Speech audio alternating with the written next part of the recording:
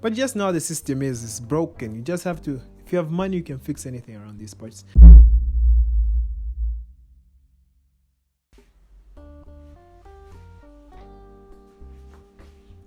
Hi folks, how you doing? Welcome to my channel. It's Samir's Journey. If you're new, welcome, and if you're a returning subscriber, welcome back. So this video I'm going to review Blood and Water. That's going to be season 1 and season 2. These couple of few days, last week, this month, I would say, I've been seeing so many memes about this show. A few of them were shared by my friend on Instagram, and I reacted to them, and she recommended that I should check it out, so I did. Checked out season 1 that has 6 episodes, and I checked out season 2 with 7. So I'm just going to talk about it, my thoughts about it. So the story is basically about a girl who's searching for her sister who was kidnapped 17 years ago. So it starts at a family gathering with friends, more like a little celebration, kind of like, or I could say an anniversary of the day she was stolen or kidnapped. So at the event, there's a couple that are arguing, the father and mother of the girl that went missing, or the girl that was kidnapped. They're arguing because the father has been a suspect in the case. There was news that had come out that he wanted an abortion. When his wife was pregnant, he wanted an abortion because she was having an affair with someone else, as he believed. So then he was a suspect. They believe he might have sold his daughter to the kidnappers, who might have trafficked her to some other place. So that's why they're arguing. And in the moment, this girl, her name is Pauline, she gets upset and she leaves. She goes to her friend's place, who invites her to a party. She doesn't really feel like going for the party, but it's better than nothing, right? It's better than just being pissed off at home. So her friend takes her with her they go for a party. And at the party, the friend ditches her and she remains a lone wolf. Then she meets a guy called Wade, who's taking pictures with a Nikon camera similar to the one I'm using to record this video. Yeah. So then whilst at the party, she sees a lot of things happening around the party and everything. So then is it time now to sing or wish the birthday girl a happy birthday, because it was a birthday party she went to attend. So then she looks at this girl and she's like, it's a coincidence that the day my sister got kidnapped, this girl is having a birthday. She might be my sister. So at this point, her curiosity leads her to find out more about this girl and see whether she might be her missing sister. So later on, she's at her school. This Pauline girl gets into a fight and her parents are called to the school. But when her parents arrive at the school to pick her up, the police show up and they arrest him, leaving her traumatized and everything, So after she got traumatized, she told her mom she didn't want to go to that school anymore and asked her if she could take her to another school, a school where her friend Wade, the guy she met at the party, was, because she felt it might be better there. But then it was just a tactic so that she could get closer to that Fikile girl, the girl she believed was her sister. So it was just a tactic to get in that school, and she did get into that school, where upon her arrival, things just started going crazy, Crazy. At this point, she befriends this Fikile girl, just trying to get close to her, like getting more information, asking about her family, if she has any childhood pictures and all that kind of stuff. That's what she was asking about. But then the Fikile girl didn't find it weird. Then one day, this Pauline girl goes on sneaking in the school and is caught by her friend, the camera guy, Wade. And she has to spill the beans. She has to tell him the truth, or he was going to snitch to the principal. Because where she was sneaking, or where she was sniffing around, is some restricted zone. It's not for students to go there.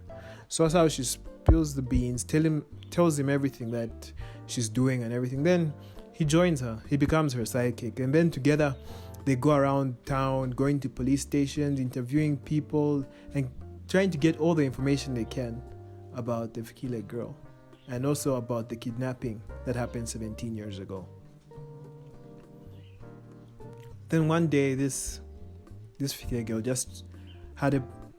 So one day, this Fikile girl thought about doing a DNA test. So she was at a party and she actually stole the DNA from the Fikile girl. Then stole money from her mom to try and do the test. But then it didn't really work out. So then after some time, she got to know the Fikile girl and started talking to her. Then told her about her situation, about the sister who got lost and everything. So the Fikile girl actually accepted to do a DNA test. After they did the DNA test, the results they got showed that they were not sisters. They had no relation, nothing bonding them, nothing. So then after this point, the Fikile girl says she didn't want anything to do with the Puleng girl, and she got a restraining order. But the Puleng girl wasn't really convinced by the DNA results. She didn't stop digging. She kept on going, looking for other leads and everything. Then later on, this Puleng girl gets a boyfriend called KB, whose father is a lawyer and does that kind of work. So then she manipulates her boyfriend into getting a position at her father's company to be an intern there, where one night she chooses to steal some documents from the file of research. She gives her research to the Fikile girl to go through. Then the Fikile girl actually went to the prison, the place where the Puleng girl had gone earlier on. Prison, talked to the same person, and then left. Then after some time, we discovered that the person who she talked to actually died by weird circumstances. So Fikile's mom actually finds out that she had gone to prison and done everything, but didn't tell her anything about it. So then later on, this Fikile girl at home, she overhears her mom talking to her grandma about prison and finds it really odd, but the mom didn't mention anything to her. She's like, nah, it's another story and everything, blah blah blah. So then she gets curious. So this Fikile girl goes home, starts snooping through her mother's computer and finds a chat between her mom and some guy who works at the DNA testing place, and they get their number. So Puleng and Fikile go and see the guy who had done the test to see whether he could fix the results, or if the results were genuine, or if he could redo the tests, But just now the system is broken. You just have to, if you have money, you can fix anything around these parts. So yeah, he gave them a price and they had to organize. But then on the day when they're supposed to get the results, they actually tricked him. So they stole the results, and then they checked. They found that they were sisters, real sisters. So then they keep it a secret. The Fikile girl says she needs time to process everything and she'll be given time. But because of the way this Puleng girl had been acting, she'd been acting shady around the parts. Her parents actually thought she had been taking drugs. And earlier that same day, someone had planted drugs into her bag. So she was called at school for taking drugs, and she was supposed to go to rehab. And what makes it funny is she was caught stealing her young brother's money. And I was like, out of character for her to do. So then the suspicions rose. So then she was about to be taken to a rehab institution when she shouted out the results from the DNA test, saying she was my sister and everything. So that part gets cancelled, and they continue going through it. Then they involve the police, who start doing further investigation. And then they approach Fikile and her mom and the family. But then her mom was the one involved in this whole trafficking thing and didn't want her husband to know anything about it because he was clean. He didn't know anything about it. He didn't know there was human trafficking involved and all this stuff. He didn't know anything about it. So when the police arrive, Fikile's mom pulls a gun and starts, just being all dramatic, blah blah. But then the Fikile girl manages to persuade her to drop the gun and go with the police. When she does, then she's detained and she's interviewed and she's denied bail. Then Fikile's mom's lawyer is the father to KB, the boyfriend. At this time, the ex-boyfriend to Puleng. So he tells her to keep silent and blah blah. So then we get to know that there was actually a group the group of traffickers. So we know that KB's dad was involved in the trafficking.